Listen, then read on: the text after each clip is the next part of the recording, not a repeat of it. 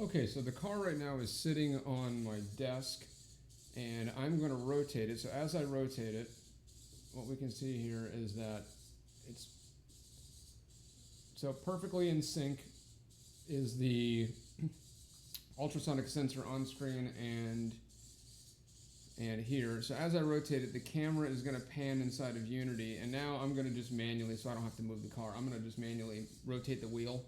So as I rotate the encoder forward, the car isn't physically moving, as you can see from the live camera feed. So it's going to just paint the same obstacles. Now each of these things, each of these dots is basically an obstacle. So if we just turn, you can see now that we've got some new obstacles, and if we kind of turn here, you can see that there isn't much, and it isn't really painting. So to the right, you can see my hand here in front of the camera, and then to the right we have an obstacle. To the left we're obstacle free, which is why we don't see any dots on the left hand side, and then off in the distance it's a ways before we hit any obstacles, which is just a far wall, which you can see in the camera.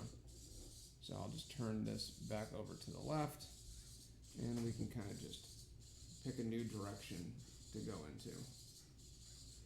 So this is some issue with this VLC plugin for Unity, where it is showing they've got some sort of embedded PNG file or something for a logo, and there doesn't seem to be a way to get rid of it unless you pay for it, and it has some transparency, so that may be something to try to figure out later.